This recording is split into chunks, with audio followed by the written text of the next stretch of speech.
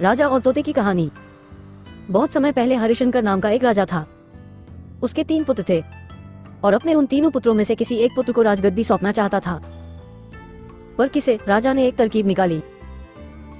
उसने तीनों पुत्र को बुलाकर कहा, अगर तुम्हारे सामने कोई अपराधी खड़ा हो तो तुम उसे क्या सजा दोगे? पहले राजकुमार ने कहा कि अपराधी को मौत की सजा दे दी जाए। तो दूसरे ने कहा कि अपराधी को कालकोठरी में बंद किया जाए। तभी तीसरे राजकुमार की बारी थी।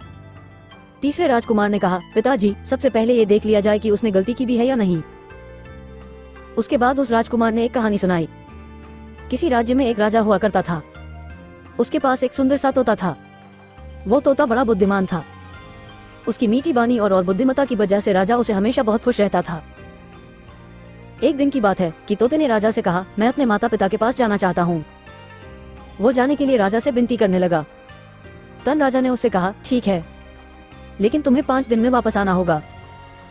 वो तोता जंगल की ओर उड़ चला। अपने माता पिता से जंगल में मिला और खूब खुश हुआ। ठीक 5 दिनों बाद जब वो राजा के पास जा रहा था, तब उसने एक सुंदर तोहफा राजा के लिए ले जाने का सोचा। वो राजा के लिए अमृत फल ले जाना चाहता था। जब अमृत फल के लिए पर्वत पर पहुंचा, तब तक रात हो चुकी थी। उसने फल को तोड़ा और रात वही गुजारने की सोची। तोता सो रहा था कि तभी एक सांप आया और उस फल को खाना शुरू कर दिया। सांप के जहर से फल भी जहरीला हो चुका था। जब सुबह हुई तो तोता उड़कर राजा के पास पहुंच गया और कहा, राजन, मैं आपके लिए अमृत फल लेकर आया हूँ।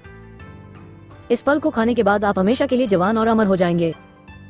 तभी मंत्री ने कहा, महाराज, पहले देख भी लीजिए कि फल सही है कि नहीं।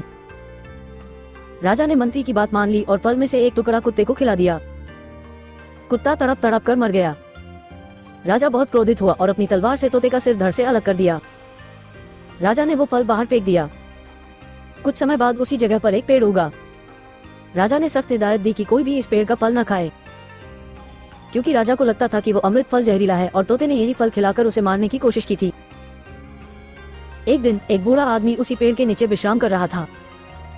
उसने एक फल खाया और वो जवान हो गया, क्योंकि उस पेड़ पर उगे हुए फल जहरीले नहीं थे। जब इस बात का पता राजा को चला, उसे बहुत पछतावा हुआ। उसे अपनी करनी पर लज्जा हुई।